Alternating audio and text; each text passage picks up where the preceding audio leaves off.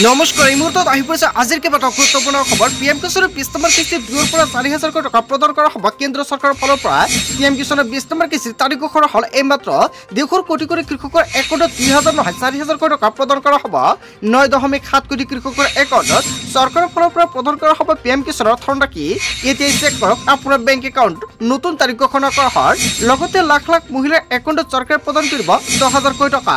লগতে অৰুণোদয়ৰ প্ৰতিজন হিতাধিকাৰীৰ বেংক একাউণ্টত 1250 টকাকৈ প্ৰদান কৰা হ'ব। যদি আপুনি নতুনকৈ আবেদন কৰিছে তেনে ক্ষেত্ৰত আপোনাৰ বাবে ভাল খবৰ আহি পৰিছে। কেৱল এয়াই নহয়, লাখ লাখ মহিলাৰ একাউণ্টত 10,000 কোটি টকা প্ৰদান কৰা হ'ব 1 আগষ্টত।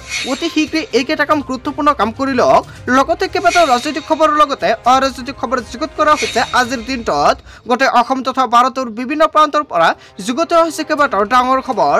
এনেবোৰ খবৰ নিতৌ পাই থাকিবলৈ চেনেলটি ছাবস্ক্ৰাইব কৰি ভিডিঅ'টো এটা লাইক কৰিবলৈ নাপাহৰিব। আজিৰ আমাৰ প্ৰথম খুবেই গুৰুত্বপূৰ্ণ খবৰ, পিএম কিষাণ সম্মান নিধি যোজনাৰ প্ৰতিজন হিতাধিকাৰীৰ বাবে এটা ভাল খবৰ। সকলোৱে ৱেইট কৰি আছে কেতিয়া প্ৰদান কৰা হ'ব পিএম কিষাণৰ 20 নম্বৰ কিস্তিৰ ইনষ্টলমেণ্ট। আৰু সকলো কৃষকৰ বাবে এটা ভাল খবৰ আহি পৰিছে। অতি শীঘ্ৰে দেশৰ কোটি কোটি কৃষকৰ একাউণ্টত চৰকাৰে প্ৰদান কৰিব 2,000 কোটি টকা। Committee to the welfare of farmer হয় বন্ধু-বান্ধৱীসকল, অৱশেষত কৃষকসকলৰ বাবে ভাল খবৰ আহি পৰিছে। দেশৰ কোটি কোটি কৃষকৰ বাবে চৰকাৰৰ ফালৰ পৰা পিএম কিষাণৰ 20 নম্বৰ কিস্তিৰ তালিকা প্ৰকাশ কৰিছে। প্ৰথমতে তালিকাত চাওক আপোনাৰ নাম আছে নে নাই। যদি আপোনাৰ নামটো অন্তৰ্ভুক্ত হৈ আছে তেনে ক্ষেত্ৰত আপোনাৰ বেংক একাউণ্টত চৰকাৰৰ ফালৰ পৰা 2,000 কোটি টকা প্ৰদান কৰা হ'ব। কেন্দ্ৰ চৰকাৰৰ ফালৰ পৰা পিএম কিষাণৰ 20 নম্বৰ কিস্তিৰ নতুন তালিকা প্ৰকাশ কৰিছে। অতি শীঘ্ৰে তালিকাত চাওক আপোনাৰ নাম আছে নে নাই। যদি তালিকাত নাম নাই তেনে ক্ষেত্ৰত আপোনাৰ একাউণ্টত আপুনি 2,000 কোটি টকা নাপাব।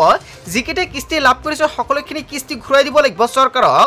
লগতে পিএম কিষাণৰ 20 নম্বৰ কিস্তি চৰকাৰৰ ফালৰ পৰা ডাঙৰ সিদ্ধান্ত গ্ৰহণ কৰিছে।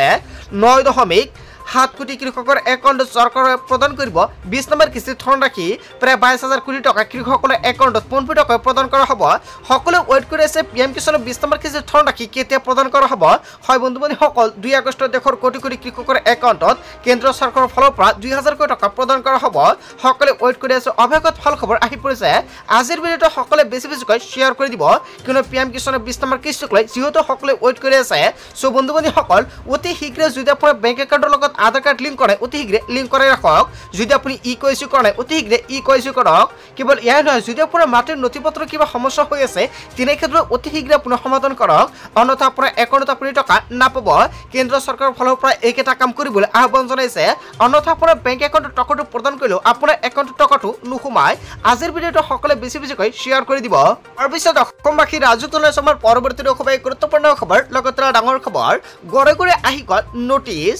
একশনৰ বাবে সাজু হৈছে বুলডোজাৰ। 2ৰ পৰা 3,000 আৰক্ষী খালী কৰা হ'ব মধ্য অসম। সেইটো হ'ব এটা বেদখলকাৰীক এইফালৰ পৰা ভাঙি লৈ যোৱা হ'ব বেদখলকাৰীৰ ঘৰ। অসমৰ মুখ্যমন্ত্ৰী ডক্টৰ হিমন্ত বিশ্ব শৰ্মাই সংবাদমেলত ডাঙৰ মন্তব্য কৰিছে। মুখ্যমন্ত্ৰীৰ হাতত সাজু হৈছে দীঘলীয়া তালিকা। পুনৰ মধ্য অসমত হ'ব সৰ্ববৃহৎ উচ্ছেদ অভিযান। উচ্ছেদৰ জাননীক লৈ বেদখলকাৰীৰ মাজত হাহাকাৰ পৰিস্থিতিৰ সৃষ্টি হৈছে। উৰিয়াম কাটৰ পিছত চামগুৰিত চলিব সৰ্ববৃহৎ উচ্ছেদ অভিযান। চামগুৰি ৰাজু চক্ৰৰ বিষয়ে জাৰি কৰিলে জাননী। হয় বন্ধু-বান্ধৱীসকল, এটা বিগ আপডেট প্ৰকাশ পাইছে।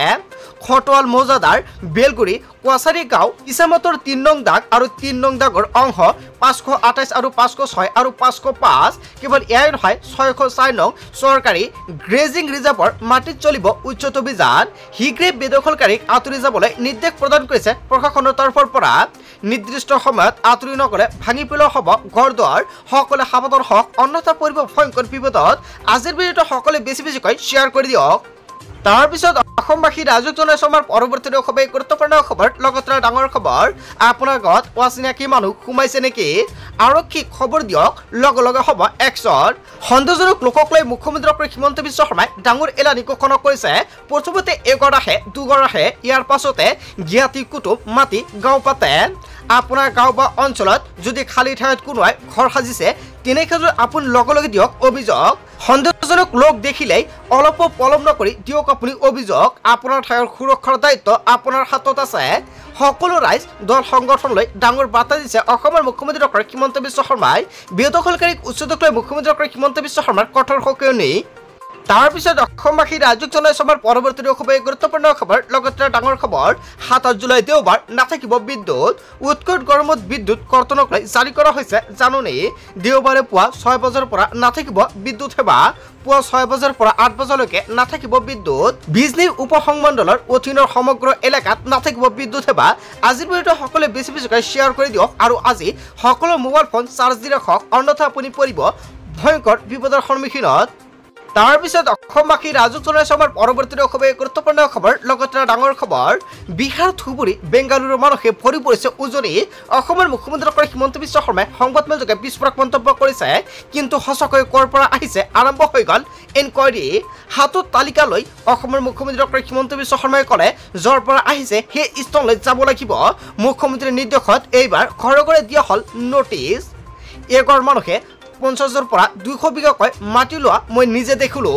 ভূমিহীন মানুহক চৰকাৰে মাটি দিলে ১ৰ পৰা ২ বিঘা মাটি দিয়ে উৰিয়াম কাঠত মাটি বেদখলৰ লগতে ইকনমিক চেণ্টাৰ গঢ়ি তোলা হৈছে হাজাৰ হাজাৰ বিঘা তামোলৰ খেতিৰে চলি আছে চুপাৰী চিণ্ডেকেট ওৱাচেনেকে সন্ধিযুক্ত মানুহ দেখিলে সজাগ হওক মুখ্যমন্ত্ৰীলৈ কেইবাটাও গুৰুত্বপূৰ্ণ মন্তব্য কৰিছে মুখ্যমন্ত্ৰীয়ে ৰাইজলৈ দিলে ডাঙৰ বাৰ্তা